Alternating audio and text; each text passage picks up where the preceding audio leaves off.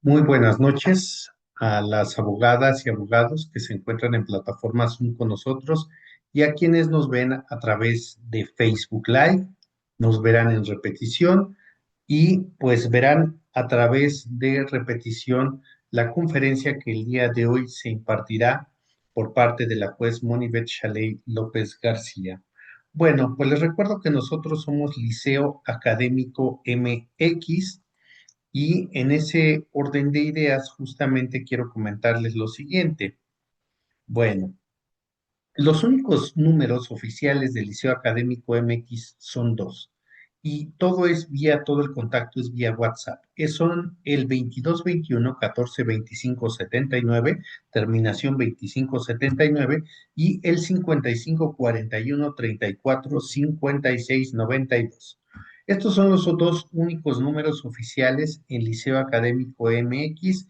Y bueno, pues pongo al tanto a nuestros seguidores, pues me han estado reportando que justamente hay un número de Venezuela con el número más 58 422 72 03 323, que están, digo, ni siquiera diría yo usurpando, ¿no? Utilizan alguno de nuestros escudos que ya se dio de baja para que les están haciendo llamadas, los están invitando a unirse a grupos.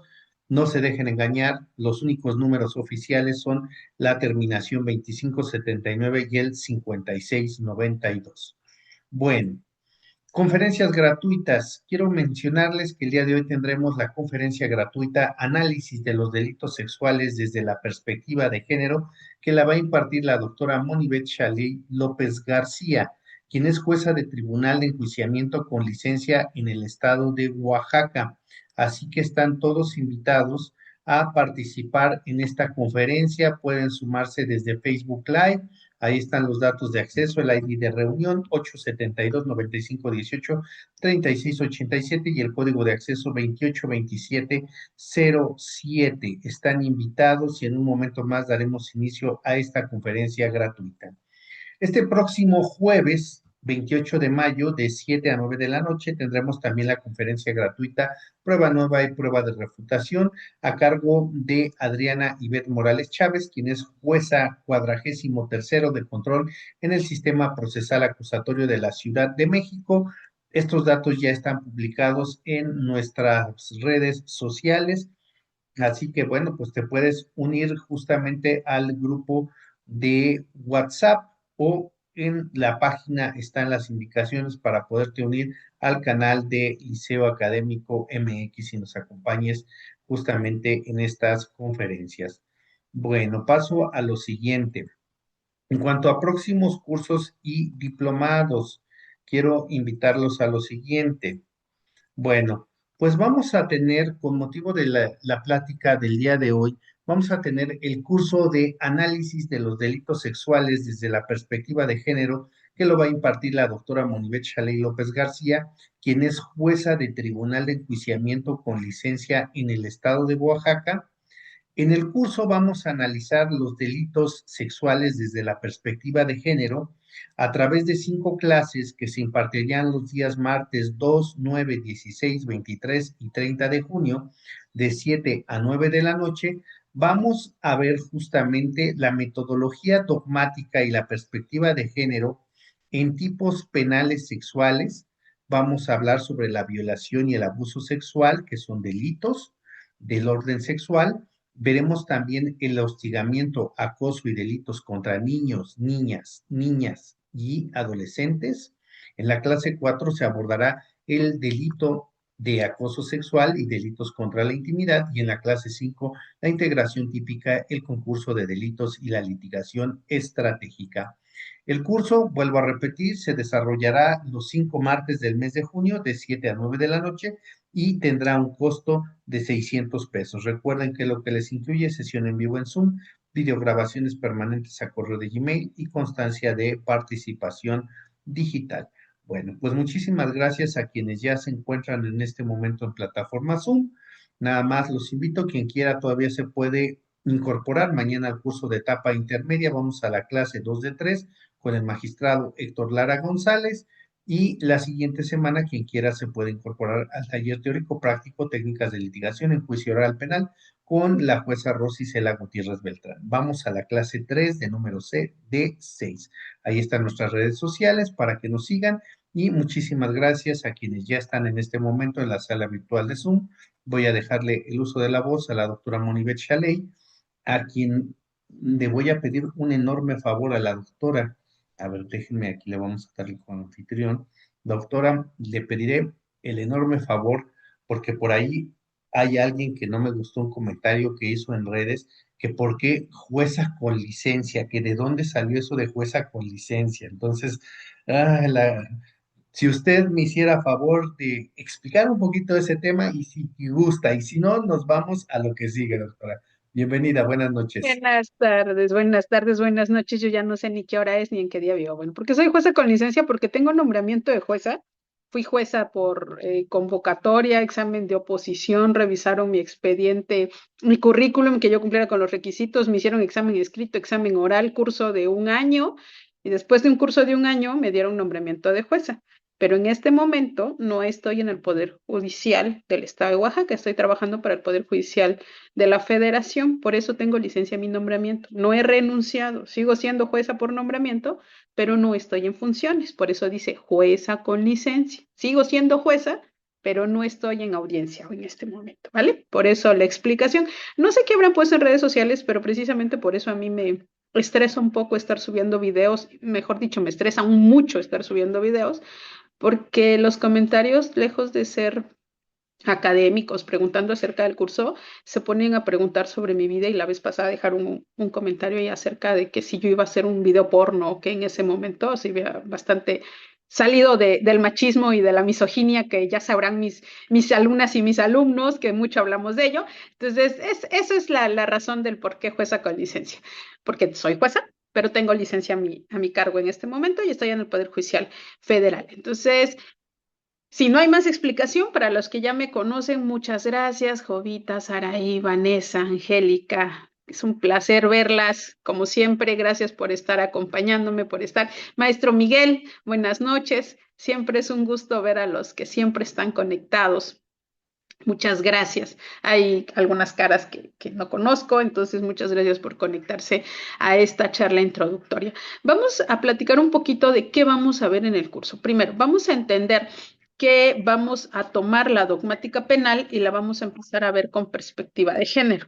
Para los que no estén muy familiarizados, porque aún no han sido mis alumnos, mis alumnas, deben de recordar o deben de saber que la perspectiva de género no es esta falsa idea de que es ayudar a las mujeres. La perspectiva de género es una herramienta teórico-metodológica que se genera desde el derecho internacional de los derechos humanos para visibilizar desigualdades que existen en la sociedad entre hombres y mujeres. Y decimos que es una herramienta teórico-metodológica porque nos da conceptos y nos da herramientas procesales, es decir, herramientas para aplicar el derecho. Por eso decimos herramienta teórico-metodológica.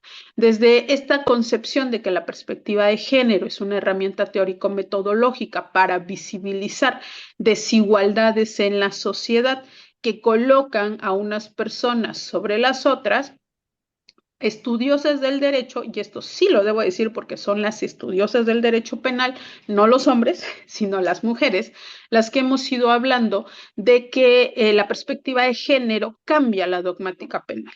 Ustedes han escuchado y han visto muchos casos que andan en la red de, por ejemplo, esposa mata a su esposo, ¿no? Y luego dicen, es que eso no es legítima defensa, porque ya después salen que el esposo maltrataba a la esposa, que la golpeaba, que la violaba, que la dejaba sin comer. Y refiere que una noche, mientras el esposo estaba durmiendo, ella toma un cuchillo de cocina y le da 50 puñaladas. De, la fiscalía, después de presiones sociales, dice, pues es que retiro la acusación y salen los dogmáticos del derecho penal y dicen, es que eso está mal, porque ahí no hay legítima defensa, porque están atentando contra toda la dogmática del derecho penal. No, desgraciadamente para ellos, Aquí sí hay una dogmática penal con perspectiva de género, en donde vemos que la legítima defensa, por ejemplo, o el estado de necesidad, cuando hablamos de este tipo de violencias, y recordarán para los que ya fueron mis alumnos y mis alumnas, y para los que no, aquí les dejo la información, este tipo de violencias son constantes. Y el nivel de estrés, el nivel de daño que ocasionan psicológico, no cambia, no varía, sino que al contrario va aumentando. Es decir, las consecuencias del delito son permanentes y además son continuas. En atención a esto, puede no estarla golpeando en ese momento, puede no estarla insultando, pero sí hay un atentado en contra de su integridad emocional. Y decimos esto porque pues una persona que está siendo constantemente violentada por la persona agresora, pues obviamente puede llegar a tener este excluyente de responsabilidad en algún momento o incluso una tipicidad si analizamos los elementos del delito desde una perspectiva de género y desde la misma naturaleza la perspectiva de género. Cuando reconocemos que hay diferencias en la sociedad que colocan a unas personas por sobre otras, que ya mis alumnas y alumnas, Jovitas, Araí, Vanessa, ya saben que esto se llama interseccionalidad, no solamente hablamos de perspectiva de género, sino, por ejemplo, de condiciones de pobreza. Hablamos de condiciones de pertenencia a una etnia específica, hablamos de pertenencia a una preferencia sexual diferente a la heterosexualidad. Esto coloca a las personas en mayor vulnerabilidad. Cuando lo estudiamos desde la interseccionalidad, que ya aumentada desde la decolonialidad, vemos estas cuestiones de la imbricación, la interseccionalidad, cómo esto agudiza las condiciones de vulnerabilidad, cómo genera condiciones para que las personas sean explotadas. Y esto tiene un reflejo en el derecho penal. Entonces vemos que el derecho penal tiene una dogmática distinta a la que nos han enseñado, que no es este derecho penal creado por, y lo voy a decir con sus palabras, aunque espero que no quiten el video después por esto, por los nazistas y los nazis, los que vienen del partido nazis. Y aquí va una cubeta de agua al ídolo de barro del derecho penal, Hunter Jacobs, porque es alemán. Por ejemplo, todo mundo dice, es que yo ya leí a Jacobs, ya es que yo leo a Jacobs. Ajá. ¿Quién es Jacobs? Un alemán que creció con el partido nazi, que estuvo a favor del partido nazi en algún momento, que aprendió de los nazis. Entonces, ¿qué tipo de derecho penal trae? Un derecho penal que viene con esta perspectiva de sancionar todo aquello que no se adecue a los estereotipos. Entonces, cuando entendemos esto, cuando vemos cuando vemos esta situación de manera diferenciada, entonces entendemos que el derecho penal está permeado por ciertos estereotipos, está permeado por una serie de circunstancias que vienen desde una cultura violenta, desde una cultura racista, desde una cultura machista. Y ojo, esto, señores y señoras, hemos crecido todos con ellos. Ya va el típico ejemplo, y discúlpenme para los que ya me han escuchado decirlo hasta el cansancio, pero os lo voy a seguir diciendo. Levanten la mano en esta sala los que quieran a su mamá y a su papá. ¿Quién quiere a su mamá y a su papá? A ver, ¿quién los quiere? Pues todos, ¿no? ¿Sí o no? Todos queremos a nuestra mamá y a nuestro papá. Los queremos un chingo. Pero ¿quién es el primero que nos dio nuestra paliza? ¿Quién es el primero que nos insultó de cómo es posible que no sepas hacer eso? ¿Alguna vez les escucharon eso de su mamá o de su papá? Nuestra mamá o nuestro papá. Y además es nuestra medida de ser un hijo, un buen o mala persona, ¿sí o no? Eres buen hijo si atiendes a tu mamá o a tu papá, porque lo tienes que ver, lo tienes que cuidar, le tienes que llevar regalo del 10 de mayo, que no tiene tanto que pasó, la tienes que llevar a comer, le tienes que comprar flores, ¿sí o no? Y así eres un buen hijo. ¿Pero qué no es nuestra violentadora?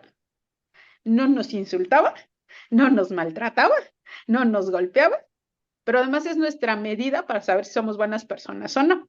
Crecimos en una sociedad violenta, reproducimos violencias, legislamos violencias. El derecho penal está cubierto por este tipo de situaciones y los tipos penales lo reflejan. Vean, antes la violación que era la introducción del miembro viril en la vagina de la mujer. ¿Qué significaba?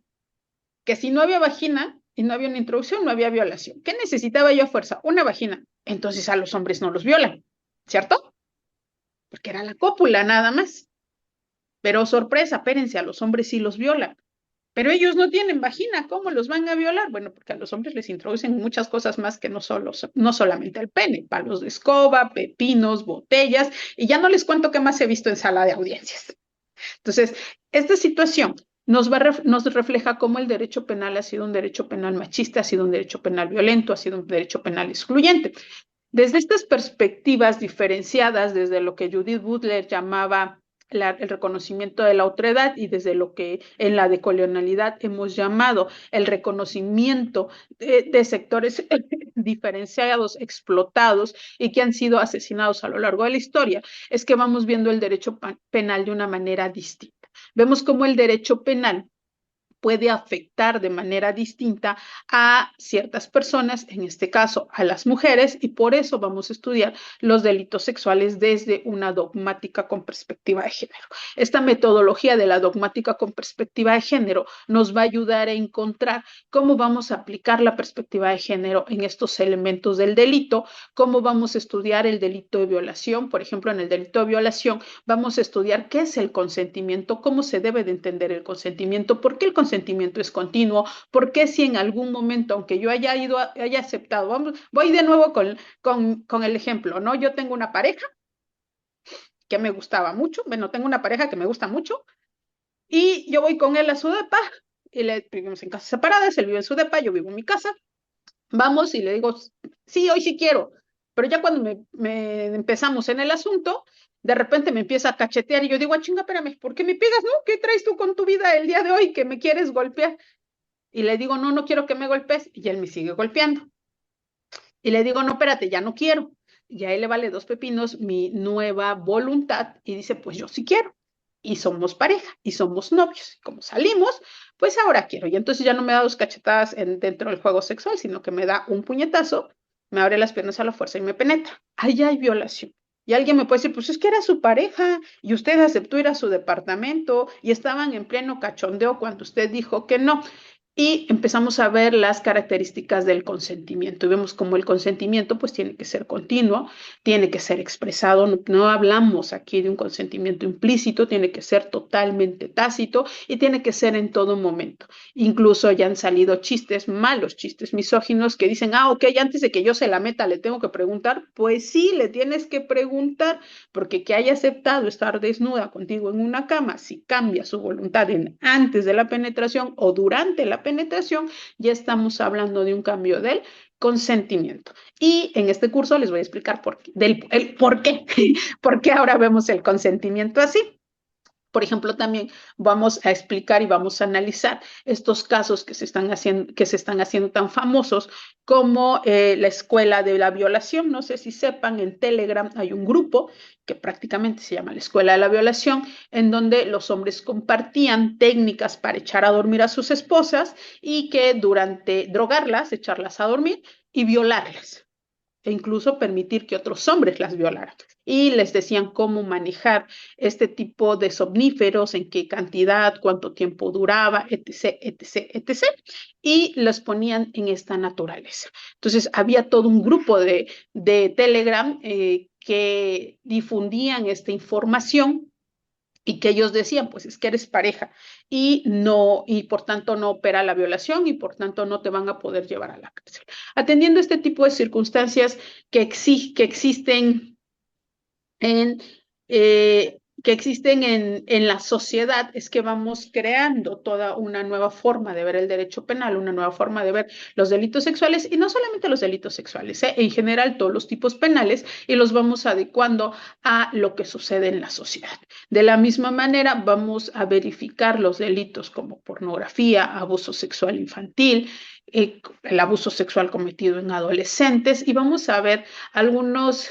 No es de pruebas, este curso no es para ver pruebas, pero sí vamos a ver algunos actos de investigación que nos pueden ayudar a esclarecer cómo vemos el derecho penal con perspectiva de género, ¿vale? No es un derecho penal en donde yo les voy a enseñar, no es un curso en donde yo les voy a enseñar, ah, y tal, para tal elemento, tal prueba en específico, no, sino la naturaleza del elemento, ¿Cómo podemos verificar si queda fuera o no queda fuera? Sí voy a hacer referencia a algunos actos de investigación que pueden acreditarlos, pero pues obviamente no a todos, porque pues no me alcanza la vida. Pero sí vamos a hacer ese estudio diferenciado de cada uno de los elementos de estos tipos penales, cómo los vamos a ver, cómo los vamos a estudiar desde la perspectiva de género, entendiendo que esta perspectiva de género, pues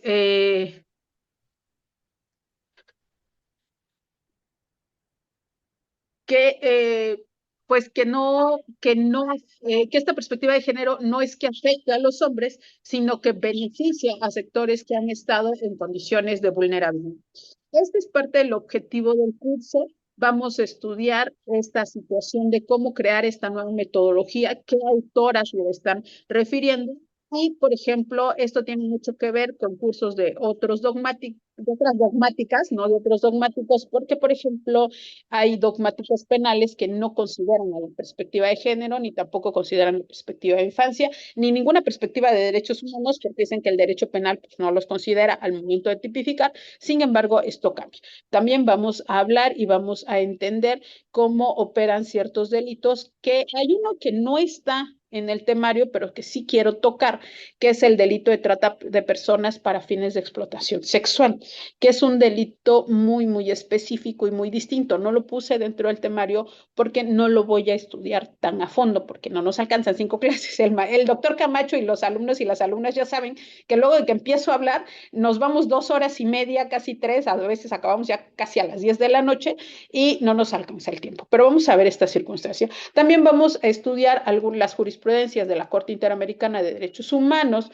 respecto a las declaraciones de víctimas de delitos sexuales, cuáles han sido los estándares que se han colocado desde la Corte Interamericana de Derechos Humanos y que ha adoptado nuestra Suprema Corte de Justicia de la Nación, cómo pueden estos verse reflejados en este tipo de delitos que, por ejemplo, a muchos abogados y abogadas les causa problema el hecho de que el dicho de la víctima tiene un valor preponderante en los delitos sexuales. Y entonces llegan a la exageración de decir es que basta el dicho de la víctima para poder llevar a la cárcel a una persona, nada más alejado de la realidad. Existen malas prácticas en el sistema penal, por supuesto, como en cualquier sistema, pero aquí vamos a hablar los elementos técnicos de por qué esta afirmación es inadecuada con base a lo que nos pide el Código Penal, con base en lo que nos pide el Código Nacional de Procedimientos Penales, la Ley General de Mujeres, la Ley General de Acceso a las Mujeres a una Vida Libre de Violencia, la Ley de Víctimas, así como la CEDAW y la Convención Belén do Pará, que son los documentos básicos. También vamos a ver cómo ustedes pueden pedir una orden de protección en este tipo de delitos, cuáles son las medidas más adecuadas de órdenes de protección. Siempre se los voy a dejar como al final para que ustedes tengan estas herramientas. Vamos a hacer un estudio desde la dogmática, vamos a hacer un estudio de los elementos del delito, vamos a hacer una visión general de lo que es el nuevo derecho penal con perspectiva de género, qué códigos y en qué delitos podemos verlo reflejado, y también vamos a hacer referencia de algunos actos de investigación que podemos manejar como abogados y abogadas para poder entender esto. De igual manera, vamos a tocar de refilón y de manera muy, muy, muy discreta esta situación del por qué los hombres no pueden ser víctimas de violencia vicaria, que ya mis alumnas y mis alumnos ya saben esa respuesta, ya conocen la explicación de por qué ellos no pueden ser víctimas de violencia vicaria. Y esto no significa que es un curso sesgado, sino al contrario, es un curso que les va a aportar nuevos elementos. Por ejemplo, ustedes cuando estén defendiendo a una mujer, ¿cómo pueden hacer valer estas condiciones diferenciadas para poder obtener una sentencia a su favor, para poder obtener una exclusión de la responsabilidad, una atipicidad, y cómo se aplica la perspectiva de género al momento de hacer la individualización de la pena en este tipo de delitos? Vamos a hacer un recorrido por estos elementos con visiones distintas. Entonces, esto es lo que yo les quiero tratar, recordando que cuando hablamos de perspectiva de género, pues no solamente estamos hablando de mujeres, estamos hablando de niñas, estamos hablando de personas adultas mayores y estamos hablando de grupos en condiciones de vulnerabilidad. Y esto tiene mucho que ver, por ejemplo, con una sentencia que acaba de sacar la Suprema Corte de Justicia de la Nación, en donde dice que estas terapias de conversión por preferencias sexuales diferenciadas, pues ya van a tener una sanción para los padres que accedan a ellos. Eso es derecho penal con perspectiva de género. Bastante corta la sentencia porque pudo haber hecho más, pero por lo menos ya tenemos un precedente para aquellos que son fieles seguidores de la Suprema Corte de Justicia de la Nación, que podemos establecer cómo a través de una visión diferenciada del derecho podemos ver que ciertas conductas que están debidamente asumidas, individualizadas e internalizadas en el derecho penal, pues tienen que tener una sanción. Y en este caso, pues vamos a establecer esta circunstancia de que los papás, pues sí pueden decidir por los hijos, pero hasta cierta medida, siempre y cuando esas decisiones no ocasionen un daño. Y esto tiene que ver, por ejemplo, con el delito de violación y los delitos sexuales en niñas, niños y adolescentes, que tienen una característica muy específica, que los niños, niñas y adolescentes no hablan cuando los adultos quieren, sino hablan cuando ellos también están listos para hablar. Pueden pasar muchos años siendo víctimas de delitos sexuales, sin embargo, ellos no lo van a decir en cualquier momento, lo van a decir cuando se sienten seguros. Y, por ejemplo, también vamos a hablar un poco del mito de que el develamiento de un delito sexual por un niño, niña o adolescente siempre es con la mamá o con el papá. Esto no es cierto. El develamiento de un delito de un niño, niña o adolescente se va a ver con la figura con la que tiene más confianza y puede ser cualquier otra persona que no es el papá y la mamá. Porque, insisto, y regreso al principio, ¿quiénes son nuestros principales violentadores?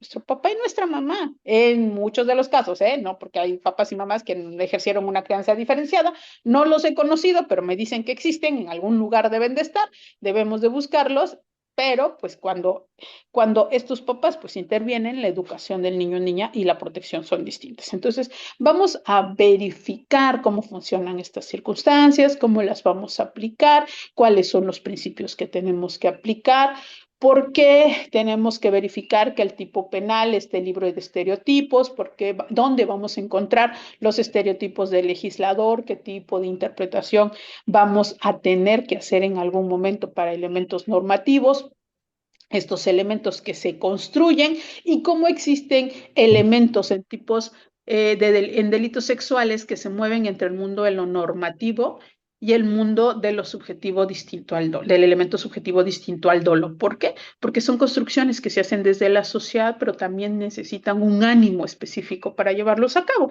que esto tiene que ver obviamente con la perspectiva de género y los falsos estereotipos que se generan respecto a lo que debemos de entender por ser hombre, por ser mujer, respecto a los moldes y respecto a los roles que se nos han impuesto en la sociedad. Entonces, vamos entendiendo estas circunstancias para poder hacer un estudio diferenciado de los delitos y poder establecerlo.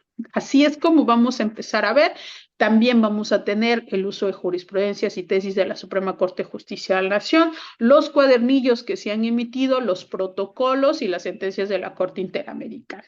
Partiendo por campo algodonero, que nos va a dar los elementos y los conceptos de rol de género, estereotipo de género y estructura sistemática de violencia. Que acuérdense que Campo Algodonero dijo que nosotros tenemos una estructura sistemática de violencia en contra de las mujeres en México. Entonces vamos a ver cómo esa estructura sistemática de violencia afecta al derecho penal, afecta a los delitos sexuales y afecta a la forma en que juzgamos estos delitos sexuales. Vamos también a ver cómo ciertos elementos por interpretación, y ahí sí es interpretación de la autoridad judicial, que está prohibida la interpretación en tipos penales, ya lo sabemos, pero cuando aplicamos esto a una vinculación a proceso, pues hacemos uso de estereotipos y los ponemos en el autovinculación a proceso.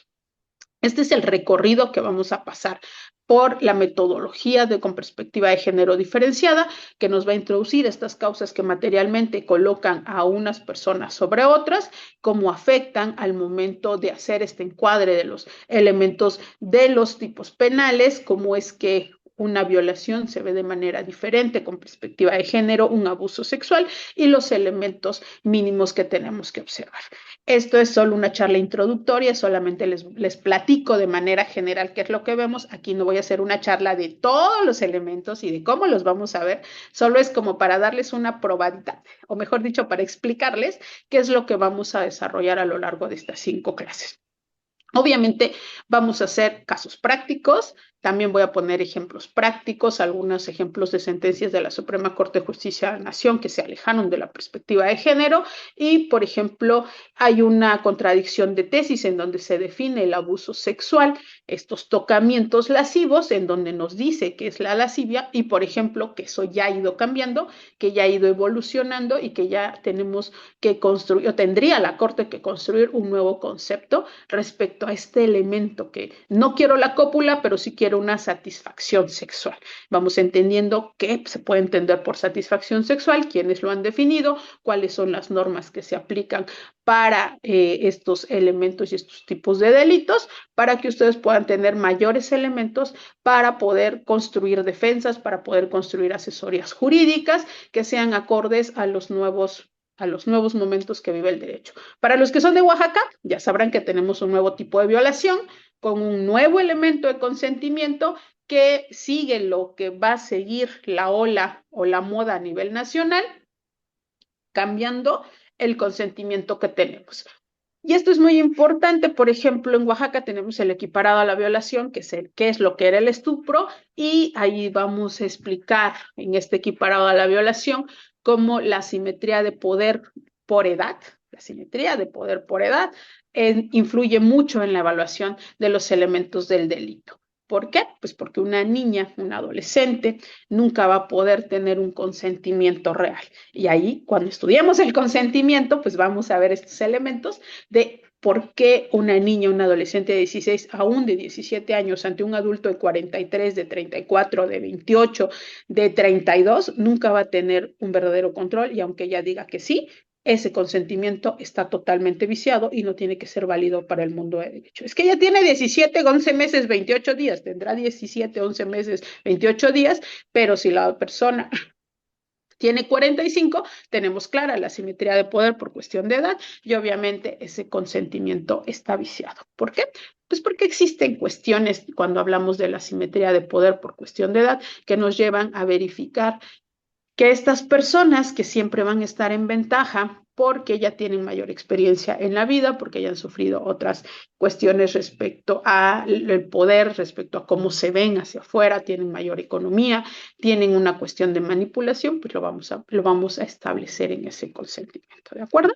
Son en líneas generales, doctor Camacho, lo que vamos a ver en el curso, son 5 clases, voy a tratar de darles material, voy a tratar de darles estas jurisprudencias, este acceso, lo único que no les voy a dar van a ser las diapositivas, porque ya saben que tuvimos un problema con nuestras diapositivas, entonces voy a tratar de darles todo este material para que ustedes lo tengan a la mano, junto con los protocolos y manuales para juzgar con perspectiva de género, cómo se aplica el derecho penal a la perspectiva de género, incluso les voy a dar un manual de cómo se aplica en el derecho laboral, para aquellos que sean laboralistas y por alguna razón caigan al curso, para que lo tengan a la mano, si alguna vez les toca litigar el laboral, está muy bueno, yo lo acabo de ver, lo acabo de estudiar y vemos que está ahí un poco analizado. Entonces, esto es lo que vamos a ver, doctor Camacho. No sé si usted tenga alguna cuestión o alguien quiera hacer una preguntilla rápida. Tenemos un poquito de tiempo. Si alguien quiere hacer una preguntita, con todo gusto.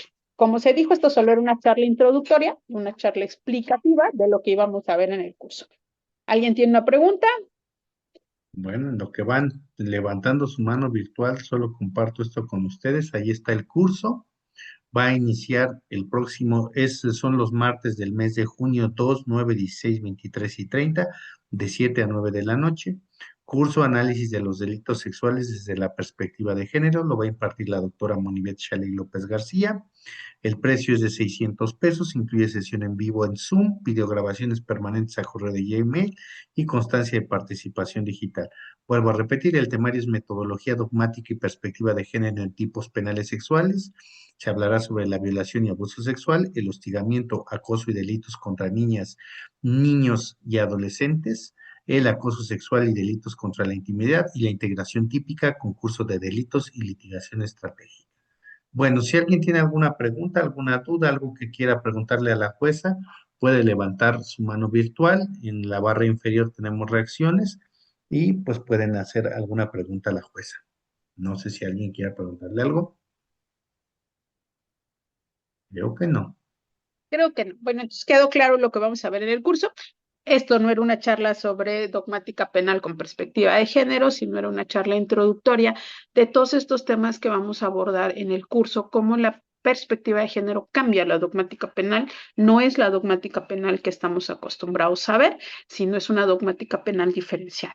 Para los que estén interesados y digan, yo quiero empezar a leer esto, yo les sugiero que empiecen a leer a Estefanía Barba, así se llama Estefanía Barba, que es, ella dice que no es dogmática, pero es dogmática penal respecto al derecho, cómo cambia. Lean, hay un manual sobre perspectiva de género de X Justicia, así se llama X Justicia para las mujeres. Ahí también hay un manual que les puede servir y que puedan empezar a leer ahí. Entonces, yo les sugiero esto para que ustedes podamos empezar a dialogar y para los que se inscriban o ya se inscribieron, pues voy a empezar a mandar algún material para que el próximo martes que iniciemos el curso ya tengan ustedes algunos elementos para poder platicar porque un delito de violación se ve de manera distinta respecto a la dogmática con perspectiva de género, qué podemos alegar para excluir la responsabilidad o llegar a una tipicidad o llegar a una pena disminuida para poder aplicarla. Les sugiero para los que están aquí que, por ejemplo, que no vayan a tomar el curso, pero que quieran documentarse un poco, que busquen cómo funciona la violencia, cuántos tipos de violencia tenemos, cuáles son los niveles de violencia.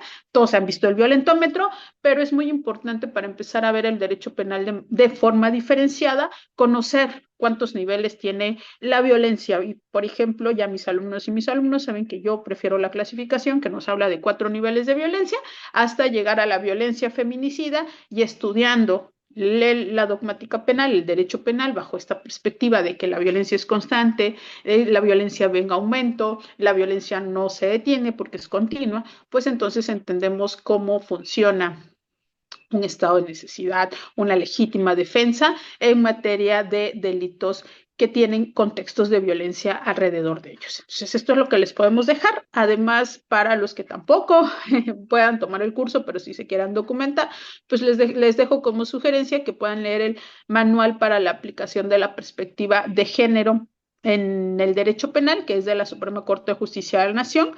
Lo pueden se llama Estefanía Vela, Vela Barba, así, Vela Barba. Entonces ahí, ahí pueden ellos. Y el manual es el manual para aplicar la perspectiva de género en el derecho penal, es de la Suprema Corte de Justicia de la Nación. Lo encuentran ustedes de manera gratuita, solo entren y lo pueden descargar.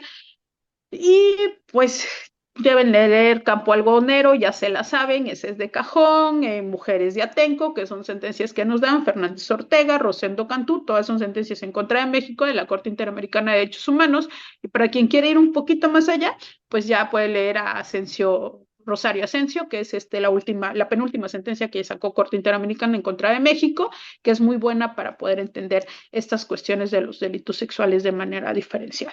Parte de la metodología de la perspectiva de género que vamos a aplicar aquí, pues es la de la Corte Interamericana de Derechos Humanos, que ha ido aplicando y que ha ido construyendo a lo largo de punta de sentencia en contra de México. Somos número 1, en algún momento vamos a ser estudiados como el país que ayudó a la Corte Interamericana a construir la teoría de la perspectiva de género, del derecho penal con perspectiva de género, porque somos violadores de derechos humanos de las mujeres, no lo digo yo, lo dijo la Corte Interamericana, y vamos a tener estos elementos diferenciados. Ya en el curso, pues obviamente yo les voy a decir qué elementos vamos a analizar de cada sentencia de la Corte Interamericana, cómo los vemos en cada uno de los elementos de estos delitos sexuales, cómo influyen, por qué influyen o no influyen, tienen un peso si la víctima es hombre, si no es hombre, si él tiene determinado grupo etario o no lo tiene. Entonces, esto que ya es más específico, esto que ya es más finito, lo vamos a ver en el curso. Para los que pues, no se puedan inscribir o no les haya llamado la atención el curso, les recomiendo pues, que lean estas sentencias, que empiecen a leer este material y les va a ser de mucha ayuda. Si no tienen ninguna pregunta, para mí es un placer siempre estar con ustedes.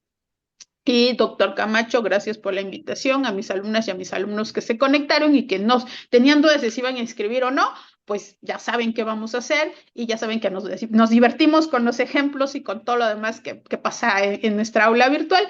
Pues voy a estar a la disposición esos días de ustedes para que platiquemos, para que resolvamos dudas y para que vayamos aplicando el derecho de manera distinta. Entonces, doctor Camacho, si no existe ni una pregunta ni nada más, para mí es un placer siempre estar en el Liceo Académico.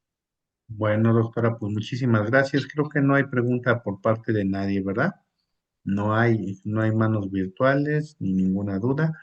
Bueno, sí, José Luis, Bernardo, a ver, ¿no? Ok. Bueno, pues creo que no hay dudas, entonces los esperamos, las inscripciones ya están abiertas, aquí en el chat está justamente el temario de lo que vamos a ver, están los números de WhatsApp para poderse inscribir, así que los estaremos esperando. Pues doctora, muchísimas gracias por darte este tiempo para acompañarnos como siempre y eso que dije a un principio para que se hiciera la aclaración, realmente la persona que lo escribió ya te contaré, Oaxaca, pero no, más gente que de mala leche, así que ni les hagamos caso. Pues bueno, doctora, un fuerte abrazo y nos vemos el próximo martes dando inicio al curso. Muchas gracias a todas y a todos. Cuídense. Que descansen, buenas noches.